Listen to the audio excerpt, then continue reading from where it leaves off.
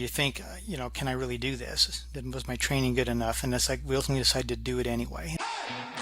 Running 100 miles seems impossible, and maybe even kind of crazy. And it is, but we believe in big crazy dreams. That's why we ran 100 miles.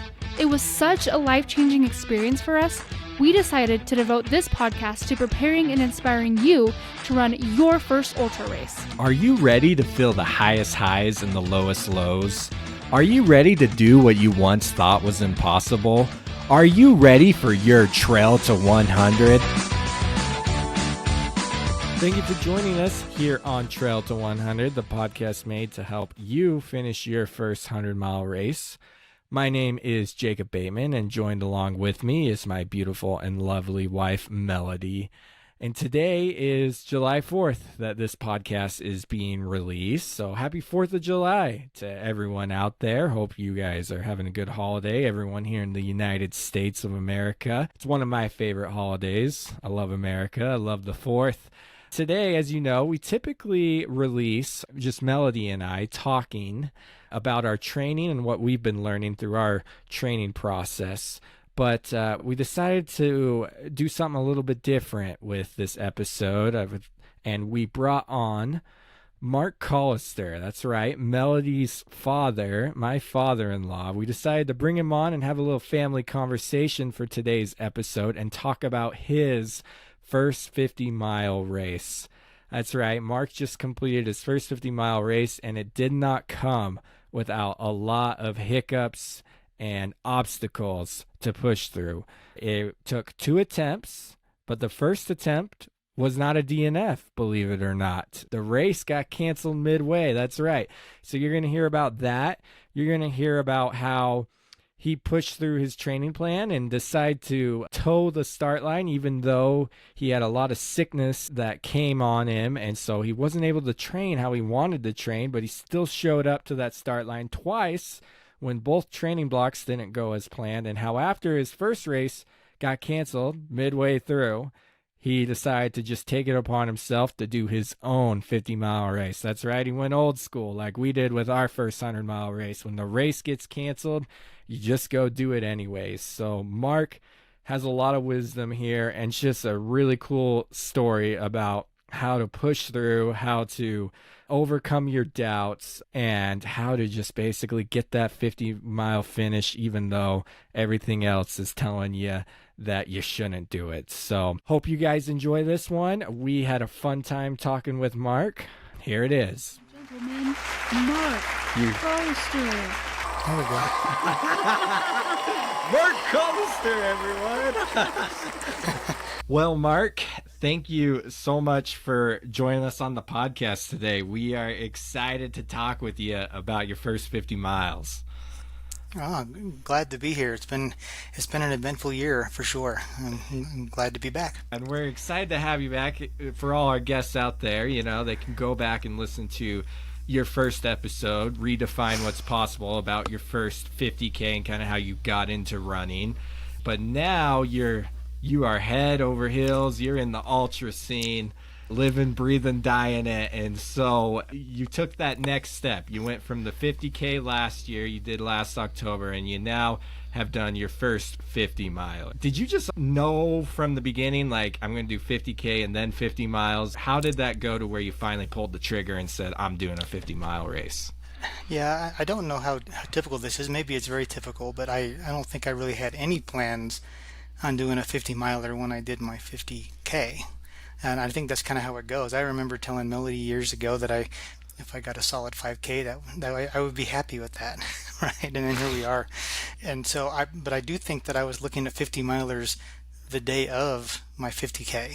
Like when I got home that night, I was already starting to look at 50 milers. So you forget the pain rather quickly, and you start looking for the next torture. You did mention a 50-mile race during the 50K. Yeah, maybe. The thought was there, but you hadn't decided. There. The seed was planted, yeah. Right. Well, and I think that's one thing that runners always kind of have is especially as they get to that point where they know they're going to finish. And so there was that point. I struggled a little bit on the 50K in a few spots, but then there's that point where you know I've got this. Like I'm gonna, one way or another, I'm gonna cross that finish line and I'm gonna beat the cutoff, whatever.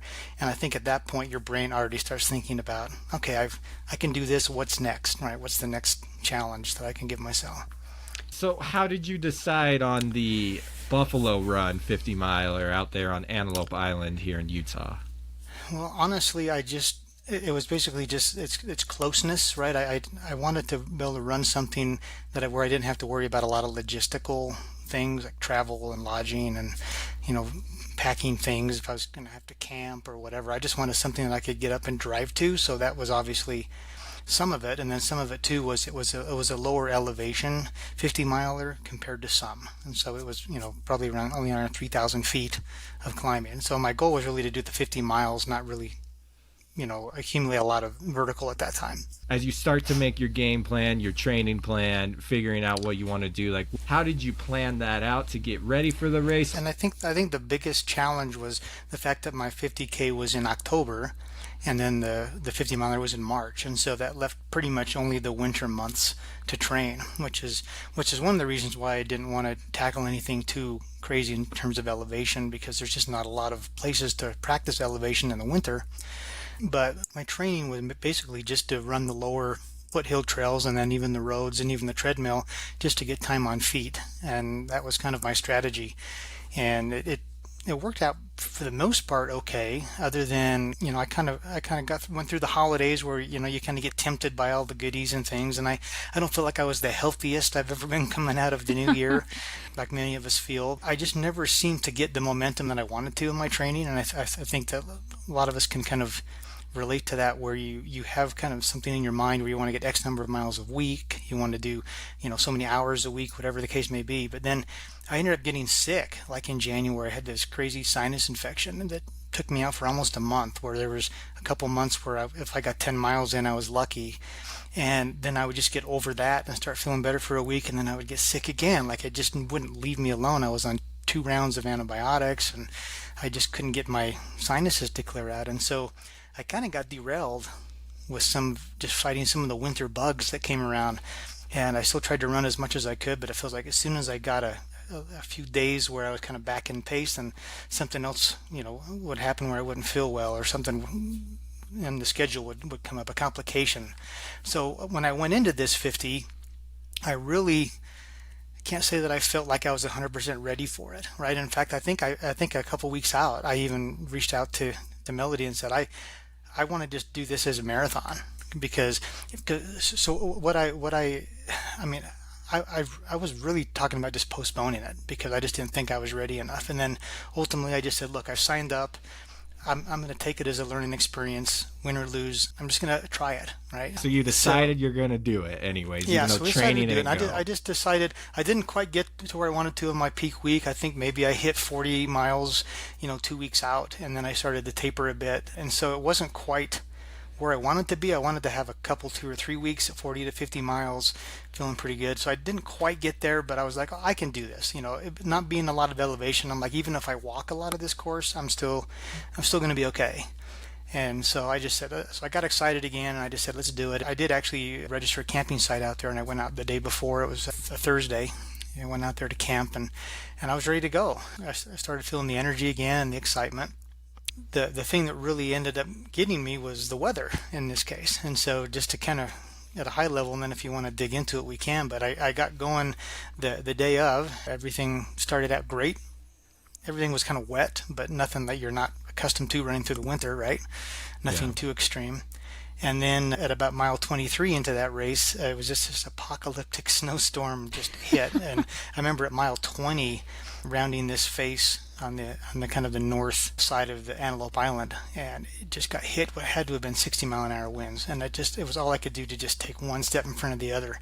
And I've never run in weather like that. I've run some bad weather, but that was unbelievable. And I don't think anybody was ready for that kind of weather. So sometimes you have control over what you're doing in terms of your preparation, sometimes you don't. And this actually got so bad that they ended up canceling the whole race. Like I hit mile 23 to where I had kind of a junction whether I was going to head up to the other part of the course or whether I could kind of turn back to the start. And I knew at that point, like I was caked, and we'll have to maybe post a picture of this on the Instagram page, but I Oh, we was just will. caked with snow. Like I couldn't even see it was like being sandblasted with snow. It was unbelievable. And there were some people that were even less prepared than I was for that kind of a storm. They were in t-shirts and shorts. And I at least had a coat, but I was soaking wet, and it got so cold that I ultimately kind of decided I'm not going to be able to go any further because it was becoming dangerous. And I went to the tent to report in, and they said, no, we've canceled the whole race. Like, we're going to pull everyone out of the race. And so they brought in the sheriff, and they brought in the park services, and they were trying to just find people up on the mountain. Even the 100-milers that had started the day before, they were trying to just get everybody down because it was that bad. Yeah, So, it was little disappointing. Right. And, Yeah. and for our listeners out there, like, we were out there on the island Crewing. with you, and I just remember like the snow, and it wasn't the soft snow, it was the beady pellet snow, almost a hell like snow, and it was completely We see anything. it was sideways because of the wind, and that's how bad the wind was at that point too. Like, there was no just up and down snow, it was literally flying in sideways and just caking everyone. It kept up for a good, like, at least an hour, if not longer.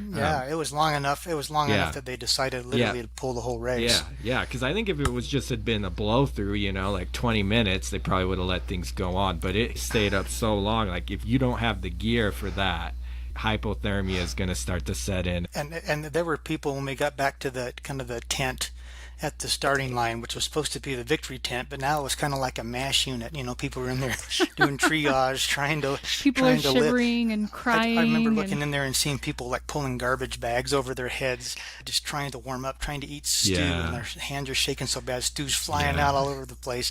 I mean, it took me 45 minutes to stop shaking, even sitting in your car with the heat on. Blast. Yeah. It was cold, and the thing to remember too, and this was a good lesson. Like sometimes you can push through because the trail running crowd is a pretty tough crowd, and I think there's a lot of people that their instinct is, I'm just going to push this through. This is tough, and I'm just going to go.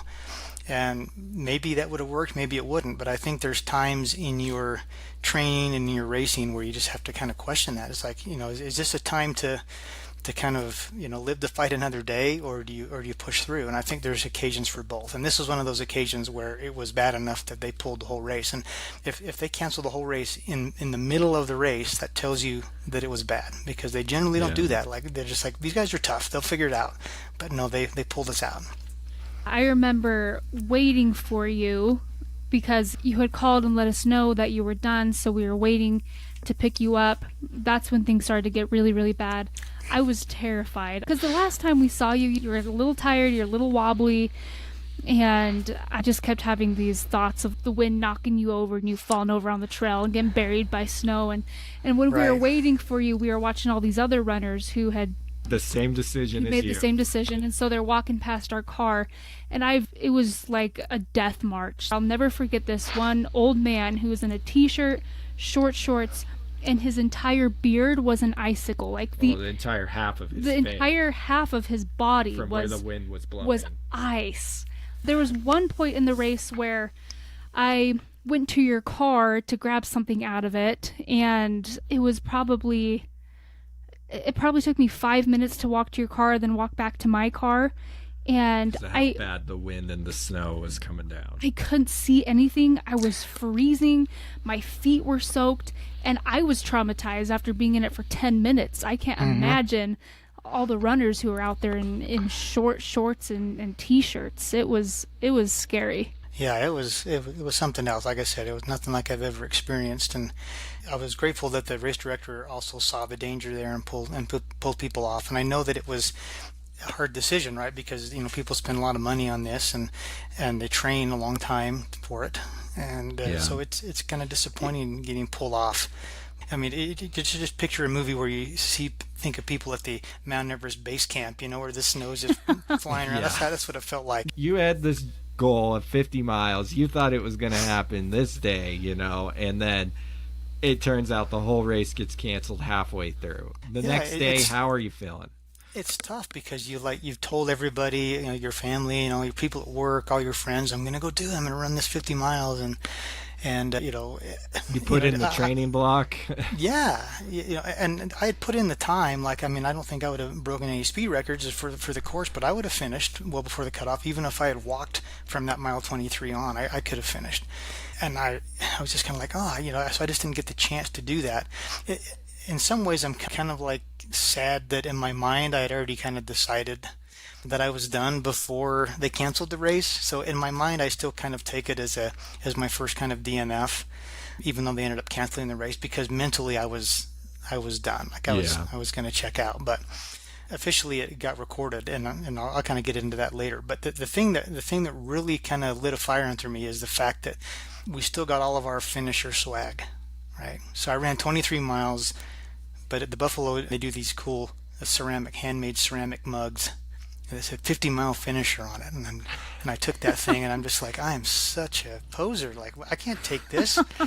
Like, I didn't run, I didn't finish it, and so literally at that moment, I was like, I'm going to do this. I've got to earn this mug.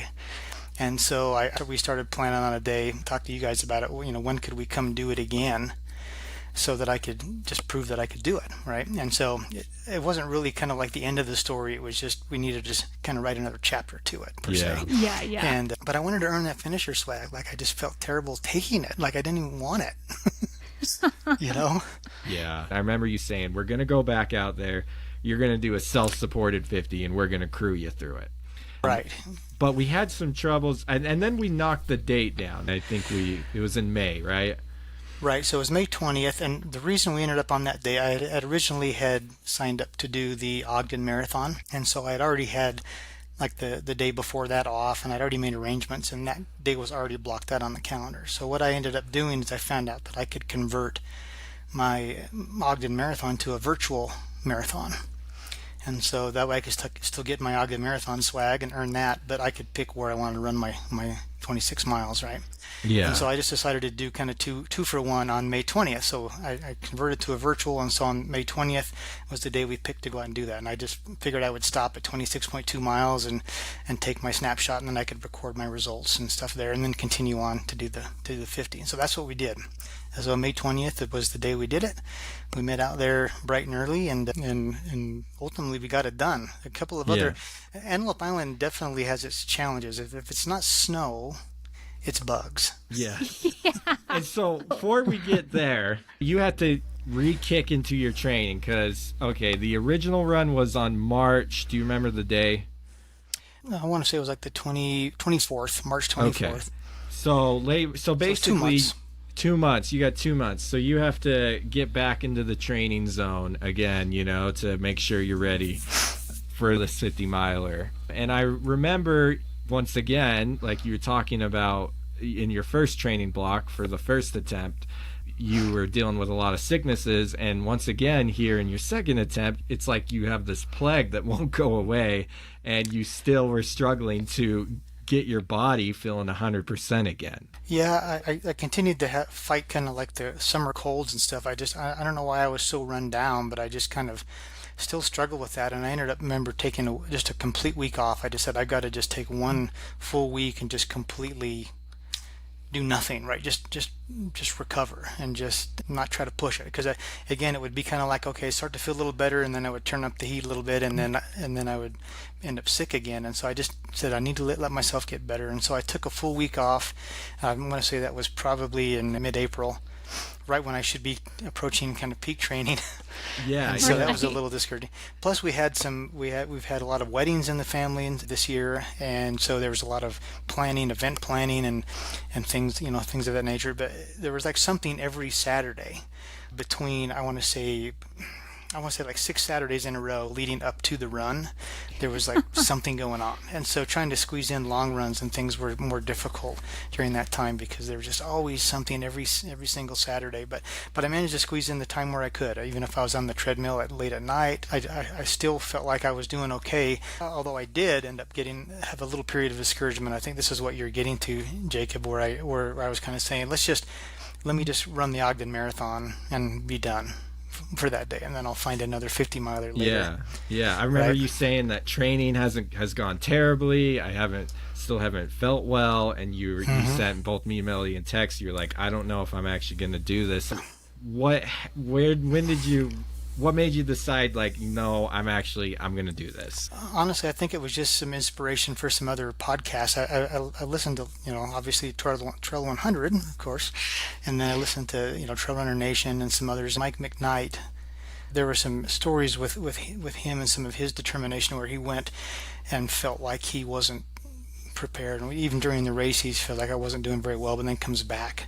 Right. And so it's just some of these stories started going through my mind. And I'm like, look, I can either just decide not to do it, or I can be one of these guys that tells the story about how I didn't think I was ready, but I ended up doing it and did it anyway, right? And then you hear these stories all over the place where it's like, I don't feel like I'm ready, and I don't know that anybody ever feels 100% ready for a long run. Like you do the best you can, and then you just have to, you just have to jump in and get it done, because you could train exactly the way you want to train, and things still may not go the way you want, right? Like Jacob's race. Yes. Jacob's last race was a good example. Like, you don't know what curveballs are going to come at you, but it's like, you know what, I could do this. And I knew the course, because I'd obviously run it. I'd done a lot of training runs leading up to that, and at the first of the year, so I was very comfortable with the course.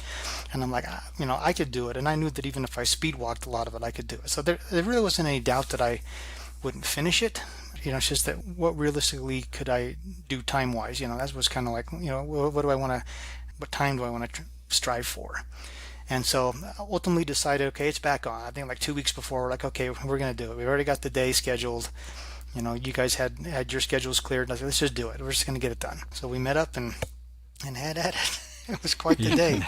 So take us through race day then, and we'll join in with what we saw from you.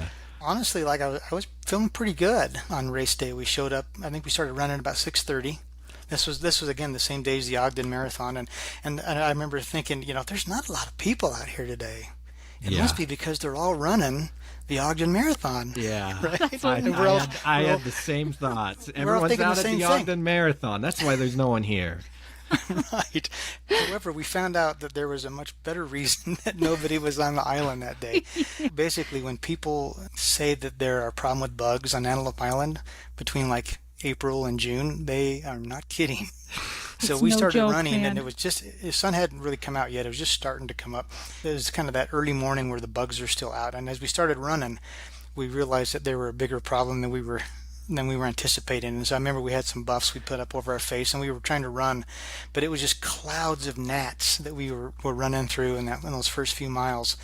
And I just remember, you have to pull the buff down because you get warm, and then you'd inhale, and these things would go right to the back of your throat, and you'd start gagging, and they'd get in your eyes. Luckily, I had my sunglasses on probably before I even needed them, just because I wanted the protection from my eyes. But these bugs were everywhere. They were getting in under my hat, and I had bug bites all over my head, and pretty much anywhere there was skin, you had, I think when we were all done that evening, we all looked like we had monkeypox or something. Like it was so bad. Yeah. But luckily, once the sun came up, and I think once we got, I would say maybe 10 or 11 miles in, by the time we got up to that ranch exit, the bugs had kind of subsided. There, for the most part. I mean, they were tolerable at that point. Yeah. And so by that point, we were able to get it done. One of the things that I did really like about this race is I felt like this was maybe the first time ever that I had kind of dialed in my nutrition. And you killed out on your nutrition. So when I ran back in March, by about mile 17, as Melody kind of alluded to earlier, I was a little wobbly, and I just, granted it was colder and the weather was worse, but I felt so much weaker because I just wasn't eating the calories, even though it was a cold day. My hydration and nutrition weren't on. But when we ran on the 20th, I felt like I was bringing enough nutrition, I was drinking enough, I was eating enough, and that I really felt what that can feel like, right? When you actually eat enough and you get to those little aid stations and you're like, I'm actually okay. Like, you're not crawling down there on your hands and knees. Like, I could keep going. And that was a great feeling. And I think a big part of that was doing more real foods rather than just kind of snacking on the sugary stuff. I was, eating things like sandwiches and sandwiches, cup of noodles, grapes, cup of noodles, right? Just things to kind of keep not only the food but kind of the electrolytes in balance as well, like the soups and things like that really helped. And I feel like I felt great even up until like mile 30. I felt like I was strong. And then sitting at that aid station that's where we got to the steeper part, and before it was starting to get pretty hot during the day. Mile 30, I was still great. I was still eating. My stomach was great. We were And surprised. We were like, I was too. we thought that you'd be struggling, and I just remember me and Jacob talking like, can you believe how strong he is? He's doing just fine. He's moving. We're like, this is easy peasy. Yeah, but by that time I'd finished the Ogden Marathon virtual, and I was coming around. I was tired, of course, but I just was, I wasn't ready to stop. I knew I still had more in me, and it's like, so I felt really, really like confident, I guess, at that point, and just excited to get going. And then for those of you that have done these kind of races, that's usually the point where like the ground falls out from under you. Yeah. And so we took off from mile 30, right? And this is where things get a little bit interesting. And And at I this think we point, got maybe, yeah, go ahead. Jacob's running with you now, right? Yeah. At Right. this point, Yeah, Okay. Melody had biked the first like 23 miles right. with you. Then we switched and you went out and ran. Yeah. I did one little segment solo out around the western point there. And I So was now going to do Jacob's like the joining final me. 20 with you. And so he's all ready to go, and you were in your training mode for your race too, and so you were trying to get some miles in, and then I get 2 or 3 miles up, and this is now where the elevation starts to become a little bit of a factor, and there's no shade on this side, and so now it's the midday. It's hot, probably one of the hottest days we have It was had the like whole year 90? up to Yeah. that point. 90 I degrees. mean, it was in the In the 80s at 80s. least. I don't know if it was Yeah. 90, but it But it felt was hot hot. because the sun Yes. was out and there was no cloud coverage, there's no tree coverage. No. And we got There's- up about mile 33, I would guess, 32, 33. Yeah. Yep. And the bottom just kind of fell out, like I just lost steam. And I couldn't figure it out. Yeah. And I was drinking enough. I think I left with my hydration bladder, 2 flasks, and carrying 2 other water bottles. Like I was, because in We the were going to do original, like an 18-mile stretch without any aid. That was Right. what we were going to do. And- And so and we we had set this out with a delusion that ton we of would- water. we had this delusion that we would be okay. Because Yeah. up to that point, aid stations were about every 6 to 8 miles. Yes. Now during the official race, there's this aid station that's placed in a nice spot called Elephant Head, and it's one where as you loop through the different segments of the course, you hit that about 3 different times, but it's not one that's open to the general public. It's one they had to have special Yeah, access so to it- get to, right? So Yeah. it was not available to us. Yeah, so if it were the official race in this 18-mile stretch, you would have had 3 aid stations. Right. But And we just thought had we none. could get away with none as long as we packed a lot. Right. And so we packed everything we could carry, literally. And Yeah. and the thing is when I started to kind of fizzle out and just kind of felt my strength leave, I was still drinking. Like I had probably had more. I'd probably gone too fast through it, and I realized that it's probably not going to last me 18 miles. But I was still hydrated.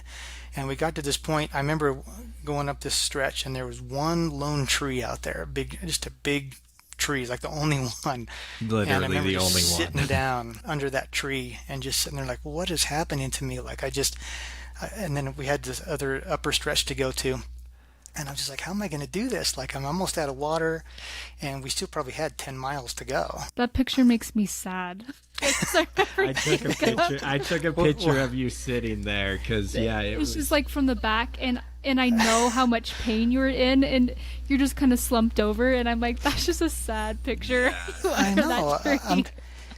To be like feeling so good, and then just 2 or 3 miles later, just be feeling so terrible. I'm like, what happened? What happened? That's Yeah. how quick And- things can flip in an ultra. And I remember, Mark, I just remember thinking, like, man, this is the point where Mark needs an aid station. Like, I'm looking at you and I'm thinking about my previous experiences. I'm like, this is where you need an aid station. This is where you need to take some time, get cooled off. Because you were talking about how hot you were.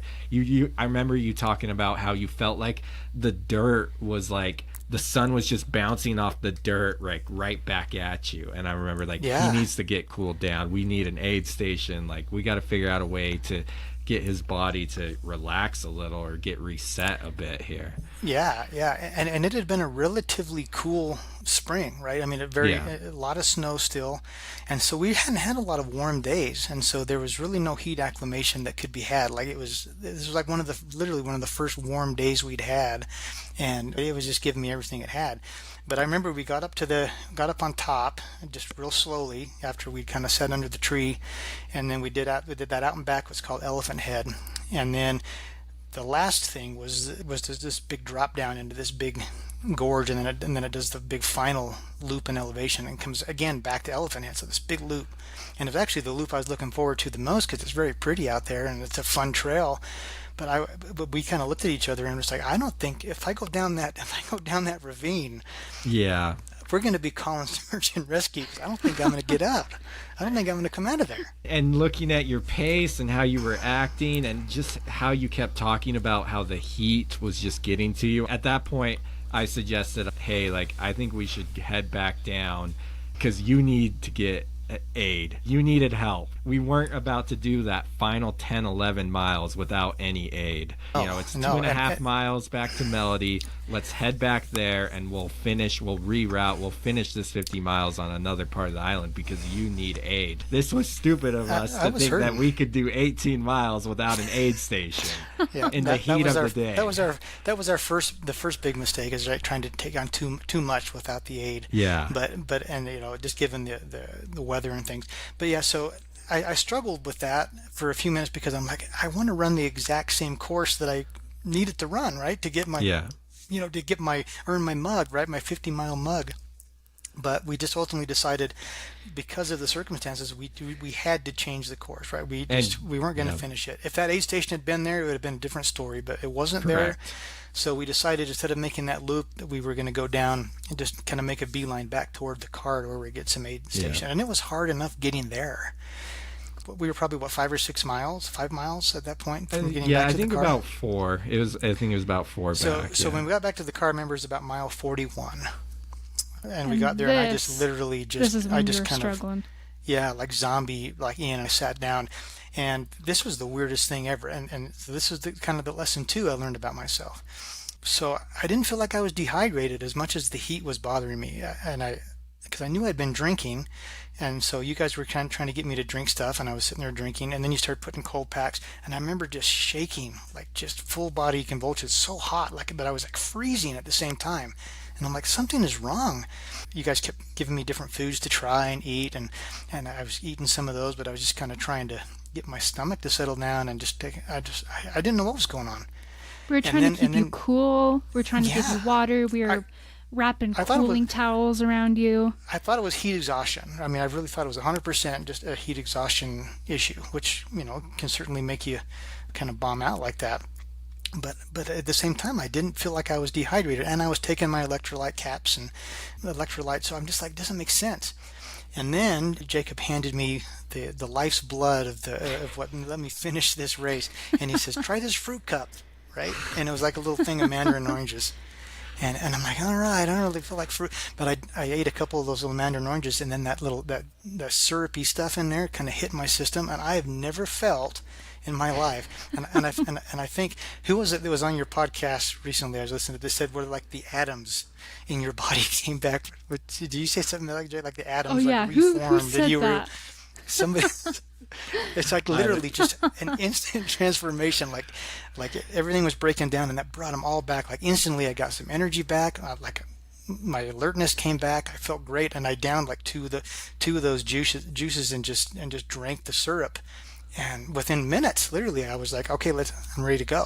You were back to your normal self. Yeah, it was the worst. So I think what really happened to me was I had a problem with sugar. I think my glucose bottomed out because I was eating real foods, right? I wasn't eating the normal sugary stuff that I had, and I think even though I had enough water, I think I had a hypoglycemia issue. That's my theory. You need anyway. That sugar. You don't want to eat too much, but you need some. Yeah. But I had depleted it. Yeah, and I think a couple things. I think you make a great point there because, as we talk about nutrition, we've had like Julie Shub, a nutritionist here, and she talks about how you need to pay attention to carbs, to protein, and sugars. And it goes to show, if you're just paying attention to one or two, that's not enough. You have to really pay attention that you're getting all three into your system. And then Now, I do think you had some heat exhaustion going on, though, because when It we was put, probably a combination. It was I think it probably was a a combination. combo of it, because when we put that cooling towel on you, you were literally like convulsing, like shaking uncontrollably. crazy. I was scared. I thought you were going into shock there, and I It kind of almost felt came in. like that for a Yeah, minute.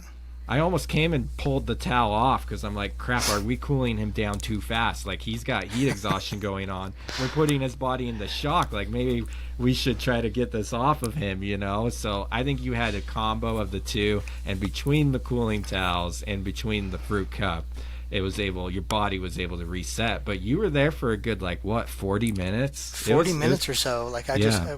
I had to get reset because it's like I had 9 miles, but at that point, I mean, and I think that it was good that this happened because like at mile 30, I was feeling so great, and just a few miles later made that difference. But I think every ultra runner has that moment in the race that you have to kind of just decide, am I gonna push through this or not? Like I think everyone hits that point where like I didn't think it was gonna be this hard, or I didn't anticipate these circumstances. Am I gonna stop, or am I gonna continue? And that was the point for me. I knew 9 miles might as well have been another 50 miles at that point. 9 miles when you're fresh is like nothing. Now there it just looked like, how could I do this? Like I can hardly even, I have no energy left. Like I'm just done. And I was starting to get some blisters. And because of my energy problems, I was kind of ignoring my hot spots on my feet, and I let my blisters probably get a little bit worse than they should have. But everyone's got to have a few blisters, right? That's part of the fun. Yeah. Oh yeah. But yeah, but we got up, and so we decided to change. And I went back out around that western loop was the other change we made to just kind of make up that time. So I was going to just do one loop and come back to where we were, and then from there it was a straight shot like 2 miles down to the finish. Back to the start, yeah. Finish. Back to the start. It was not a fast 9 miles, but I got up and I was able to pull it off, and did a lot of walking, even got a little bit of running in there, but we did it. So I wanted to do it in 12 hours. We ended up taking about 14 and a half hours. I had 12 hours of moving time, and then the other time was time at the aid stations recovering. Faster So it was than about our first 50. 14, 20 something. I can't remember exactly. Yeah. Or right around 14 and a half, which I was happy with. Like it was slower than I wanted, but it was really more about the finish than the time for me. And it was still, well, it would have still been under the cutoff of the official race, and that's what was my most. There was only one cutoff, and that was getting to about that mile 30 in 8 hours, and we beat that. So I just wanted to do it and beat the cutoffs as if I were at the race, so I could feel like I officially got my swag. Oh, you definitely So earned yeah, it. so we got it, and so that last 9 miles went slow, but we got it done, and then by that time it was starting to get dark again, and so the bugs came back. This is when the bugs got really, Really bad. bad. And so Oh. Melody got on her bike again and kind of paced me down the last 2 miles, and that's where I had to walk through trails that had a lot of the greenery and stuff in it, and that's where you'd walk through and just kick out these just clouds of these gnats, and they'd just be everywhere, and the insect repellent didn't even phase them really. Didn't touch them. No, and so we were just as quickly as we can trying to get back. And I remember kind of thinking, I was watching my watch, and as we got to that point, I was just waiting for that to click over to 50 miles, And by that time, Melody and Jacob were running next to me, and I had to go a little bit past the starting line to get to the 50 miles. And I got thinking, in contrast, what I would have been doing earlier that day if I had ran the Ogden Marathon, where you come in and you've got the fanfare and the fans and all of the booths and the food and all the noise and everything coming in, and it was just such a meaningful experience to just be the three of us when my watch just silently clicked over the 50 miles, and all we could hear was the buzz of gnats in our ears at that point. But I'm just like, but that was more meaningful to me than any amount of fanfare or food and music and all that you would have had at the other finish line. That meant more to me than crossing the finish line of the other marathon. So yeah, it was great. I think one of the last pictures we got is me taking a sip of my 50-mile mug. And, Yeah. so we earned it. So we got it. Yes. So some lessons learned, and already planning some additional runs for the next year. We'll see what happens, but definitely encouraged by it, and learned a lot, and you're just going to take what you learn and you apply it to the next race. Congratulations, first off, because Thanks. it was still amazing. on a high from that Yeah. day. I think about that day and Yeah. I just feel Like- like my heart feels so full. You talk about how meaningful it was. I loved how you just put that about, it's just the three of us in a dirt parking lot on an island. We're the only ones Covered in parked. bugs. Yeah, we're the Covered in only bugs. ones. We're the only ones parked there. There's no one around, and your watch then just finally clicks over to 50 miles, and we all are whooping and We had our own little celebration. Yeah, I don't know what celebration, but it was For like such 10 seconds, and they'll say, let's get in the car. yes. And then it literally was Pictures really let's fast. take these pictures ASAP, and we got to run in because these bugs are insane. Me and Melody, we were worried about the state you were in because we saw the heat exhaustion, and so I ended up giving you a ride home that day, and then Melody was going to come pick me up in the morning, and we both ended up talking afterwards just kind of about like the high we were on that night and into the next day as we attended church, and just being able to share that with you, Mark. And it was such a meaningful experience to be with you every step of the way and see you take every step through all that crap that went on, and to also know how you nearly pulled out because your training didn't go as planned, but you still decided to take that decision to do it anyways. It was a really spiritual experience. So Jacob drove my dad home, and I was not feeling super great after that day, and so I needed to stay home and go to bed. So I remember standing in our driveway and watching you guys pull out of the driveway, and Jacob's driving your car, and I see you like slumped over in the seat next to him, and you look completely beat, like you're so exhausted, but you had a smile on your face. And Jacob was smiling, and I just remember seeing you guys like talking and pulling out of the driveway, and maybe this was partly from exhaustion, partly from pregnancy hormones, but I honestly feel like I just was like really feeling full and feeling the spirit in that moment as I watched you guys pull out of the driveway and drive away, and I actually broke down in the driveway. I just started crying because I was just so grateful for the day, and it just was awesome. And for me, honestly, ever since that day, I've been thinking a lot about service. I feel like service is something that Jacob talks about all the time. He loves helping people. And I remember when we were first married, we were talking about like, what do we want our lives to look like? What do we want our futures to be? And I remember Jacob saying, well, I want to have Saturdays free so I can help people, so I can serve people. He's like, I want to make sure I can go, help people shovel their driveways and help them fix this thing in their house. And I just remember thinking that's really cool. And I've never really had that same kind of desire as Jacob to serve. I mean, I like to help people. I've been taught my whole life that that's what you're supposed to do. For some reason, after that 50-mile race, like it really clicked for me, and I was like, that was really hard. That was really hard to help you, but it was so worth it. And then I came home after that, and we got this email from our church to sign up for the cannery. It's to help provide food for people who can't afford it. Yeah. And I was like, oh, I'm signing up. So I signed up for the cannery.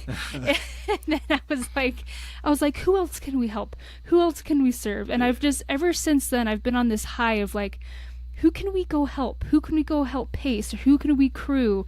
Let's go talk to our neighbors and like figure out what they need help with. And it just finally clicked. And I was like, helping people is so fun. Yeah. But there's so many parallels, right, to life and running like this, and that's certainly one of them. Yeah, it was an awesome experience for us, and it just reminded us with ultra running, like half of the beauty of ultra running isn't actually being the runner, it's being the person that helps the runner. It's volunteering at an aid station, which we've done with you just a couple weekends ago, and That's awesome. It's just a great sport to also give back. So we were honored and felt blessed to be able to have helped you through that. Awesome. But yeah, like I said, going back just to a minute or two ago when you said, you sometimes you decide or you think, can I really do this? Was my training good enough? And it's like we ultimately decide to do it anyway. And that's kind of been my recent motto. I actually got that from David Goggins' new book that I'm in the middle of reading now too, where it's like, some mornings you don't want to get up early. The weather's bad. You don't feel good. You don't, do it anyway. And I actually had those words printed up on top of my where I display kind of my finisher medals and stuff. But that's kind of the thing, So, and some days, it's appropriate to throw in the towel. Like in the case with that blizzard, that was probably the right choice, and I don't regret that they did that. It just kind of postponed it, but it didn't stop it, right? And so sometimes you have to, like I say, live to fight another day, and other times you just do it anyway and you get it done. Mark, now that you've run the 50-mile distance, how do you feel about the 100-mile distance after your experience? Well, I think that it's definitely in my future now. Whereas Heck maybe yeah. before this 50-mile race, I would have said, no, that's not in my scope yet, but it's in my scope. And so I'm thinking I'm going to probably take another year and knock out a few more 50Ks and maybe another 50-miler, and then maybe early 2020, 25? 2025, yeah. I'm going to attempt the first 100-miler. So I'm not to the point where I'm really craving a lot of elevation yet. That's one of the nice things about this thing is you can always conquer a distance, and then you say, okay, I've done that distance, but now let's do that distance with some more elevation. So you can always find something to where you can keep challenging yourself, even if the distance stays the same. So that's what I want to do is I want to find a 50-miler next year with more elevation, so that I can kind of start working on that aspect of things. And then I want to start with a 100-miler with smaller elevation, and then ultimately do a 100-miler with bigger elevation. So the elevation is really what makes or breaks it for you. How much up and down, and so I've got to. That's my personal challenge now is to start bagging some peaks, start getting some elevation. So that's going to be my focus over the next near term is trying to get elevation. So I've got my distance for the year, but now let's get some climbing in. Heck yeah. I'm so excited for your 100. After your 50, I remember telling Jacob, I was like, Dad's going to want to do 100 next. And Jacob You was said like... that before the 50. Yeah. And Jacob was like, I don't know. The 50 it was pretty rough. And I was like, no, the next time we talk to him, he's going to bring up 100. And you did. And I was like, I told you so. Well, look, but to kind of put things in perspective, like as beat up as I felt after that 50, I still felt better than I did after running my first marathon road race. We saw you the next day. You were still, you hurt, but you were standing up and walking around. Like, you seemed just I fine. had some blister issues that I was dealing with, stuff like that. But honestly, running the mountains is just, there's some risks there with tripping and things like that, but it's so much better on your body. Like, I just can't, between my 50K and my 50-miler now, it didn't even compare to how destroyed I felt after a 26-mile road race. Like, just that constant battering of the same joints in the same parts of your body thousands of times. That's one of the reasons I love the trails, because you get so much variety, and I think you can go a lot further than you think you can, and the recovery is getting quicker too. I don't think you should be able to finish a run without feeling a little bit beat up after it, right? If you didn't, then it wasn't challenging enough. And so that's what kind of gets you to go on to the next one, right? You forget that pain, but the pain will be back on the next one. Pain's always part of it, of anything hard, right? 100%. Exactly. But we'll see. I don't have one locked in yet, but that is definitely in the plan now. So for the first time, that's never been in my scope before, but it's definitely on now. Who knew when you ran your first 5K. 5K that in a few years you'd be looking at hundreds? It infects you. Like it's a It does. You catch the bug and It's you like a just want more disease. and more, right? And it really kind of goes back to that whole mentality of, redefine what's possible. Something's only impossible until you do it. And then once it becomes possible, like your brain has no need to keep you from doing it again, right? And so now that I've run 50 miles, it's like I know that it can be done. And so that another 50-miler doesn't scare me. Like 100-miler is now the question mark. Can I do 100 miles? And so I think that's kind of the whole trail, right? The whole point of this podcast is to say, how do we keep people on that trail to that 100-miler, and then even beyond, right? 100 miles isn't even the top of the food chain anymore with ultra runners. 1 minute you're running 5Ks, and then you're like, oh, marathon is the peak, and then you're like, oh, ultras exist, and then you run a 50, and then pretty soon you're running like 800-mile FKTs. It just never stops. Yeah, and I can't say that those will ever be, and I don't know, I'm not in a position where I could take 2 months off of work to go do something like that, but it's really kind of about time when it gets to those kind of distances. But yeah, I'm ready for the next challenge, and like I said, I just had my 51st birthday, and it's like I'm feeling strong. So I feel like I haven't even peaked yet. So let's just keep it going. Heck yeah, let's do it. Well, Mark, thank you so much for joining us on the pod today. If we have listeners that want to reach out to you, ask any questions, follow you, where can they find you? Probably the best way is just on Instagram. I have a page that's called Kenpo Runner, Kenpo Runner. That's the other passion of mine is martial arts. I've been doing that for 36 years, so I thought I'd just combine the two passions into one, so Kenpo Runner. And if you're on YouTube watching this, you can see all the martial Dad's arts. karate belts and his black belt certificate, his eighth degree, right? 8th degree, yeah. 8th degree black belt. So, That's but I an still carry bear accomplishment spray. in itself. Yeah, Oh, still. yeah. You mean that Kenpo, No, it doesn't work it's on the not gonna help. bears? It's not going to help. Wouldn't work on Not the going to help with the bear. Great. Well, thank you, Mark, so much for joining us. We really You appreciate bet. you coming on. No, happy to do it anytime. I'm looking forward to being on again when we hit the 100 miles. Yes. Oh, you know it. We are looking forward to that ourselves. All right. Well, thanks for all that you do. I really get a lot of inspiration from the podcast and from the guests that you bring on. So it's very, very informative and entertaining. So keep up the great work. Thanks for listening. Oh, absolutely. And not just All right. because I'm your dad. It's a good podcast. You gotta give it a listen. You won't regret it. Thanks. So a big thank you goes out to Marc Callister, my father-in-law. And my dad. Yes. Yes, it's cool to have actual blood family on the podcast. Because we're all family. We're all one big ultra running family, right? Yes. He's literal family. Yeah. So it was awesome, like we Pro- said earlier, yeah. to see him do what he did that day. Yeah, I was just going to say pro tip, convince your family to run with you. Yeah. It's really fun.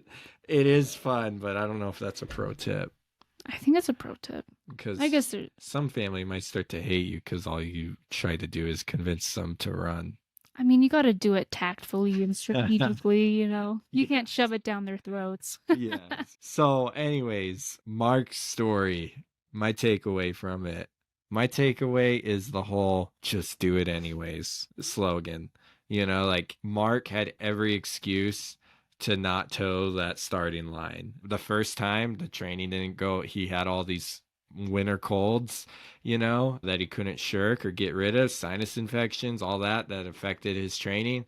But he decided to do it anyways, Both times he decided, we're probably not going to do it, but ultimately he chose to do it. And the second time, like after it's canceled, he could have gone and found another 50-mile race to sign up for and just do a race, Well, and he could have done nothing. He could have been like, Yeah. I got my 50-mile mug. I did the best I could. They pulled me from the race. What's done is done, and just be done. Yeah, you could have been done. Yeah, you could have been done. Instead, I got to move on with my life. I already put in the training block. I don't have time to put in another training block. But he made it happen despite all the obstacles. Yeah, I like how he was open about it and talked about there were multiple times where he thought he wasn't actually going to do it. He was letting those doubts get to his head, and I find that so relatable. We all have doubts. Yeah, these doubts are going to come, but you've got to figure out how to you push them inside, accept things aren't going to go perfect. Training's not going to go perfect. Accept that it didn't go perfect. You still put in the work. You do your best, and then you just toe that start line. I like how we talked about you just never know what's going to happen. Like you could have the perfect training block, and then everything falls apart in your race. And I just really love like the contrast between your last 200-mile races where you did have a really hard training block, and then your race turned out pretty dang good. And then your next training block was basically perfect. And then everything that could have gone wrong went wrong on your race. You just never know. So yeah, just back to that quote of just do it anyways. What about you? What was your takeaway? Well, I kind of shared my takeaway in the podcast with the service. And, I talked about how you said you wanted to have Saturdays to help people. And I love how that's kind of what has happened in our lives. Saturdays are either we're running a race or we're out pacing and crewing other people, Yeah. So that was a big takeaway. And also, another thing that crossed my mind is my dad taught me mental toughness. He taught me how to push myself. And I remember, we did karate together growing up. And a memory that sticks out to me is I started out in Taekwondo and then eventually flipped over to Kempo. But Dad came and tried a Taekwondo class with me one day. And it was our conditioning day, which is basically like this circuit training. We didn't have any break. And Dad jumped in there on the mat and he pushed himself to the point where he was about to pass out and he had to lay down on the mat and everyone was surrounding him. And my instructor was like, do we need to like call an ambulance or something? And I just was like, man. So it just makes me proud of my dad. I've always tried to, be like him and push myself when I feel like I don't have it in me anymore to keep going. And so it was just really fun to see my dad in action and see him get through those really hard moments and to push through when he thought he'd given it all he had. It just made me really proud, and it was just really special to see my dad push like that.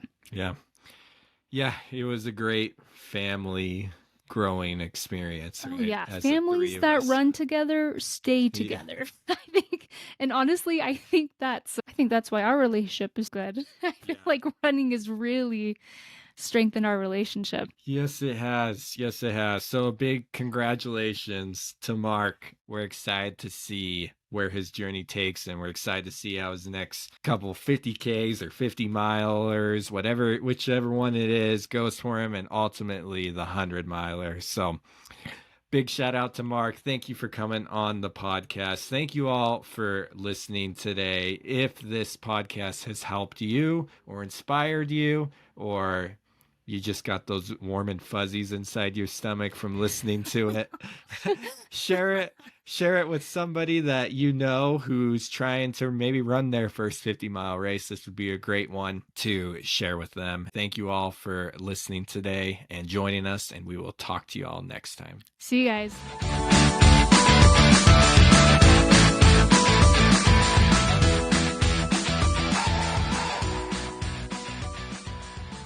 Guys, it's Melody here. Thank you so much for listening to Trail. It means so much to us. I'm really excited to tell you about my coaching business, where I help average Joes who are looking for a little bit more out of life do something big, to find a little bit more purpose, direction, and meaning. Learn more on my Instagram @ThePineTreeRunner or on my website, melodybateman.biz. Links are in the show notes.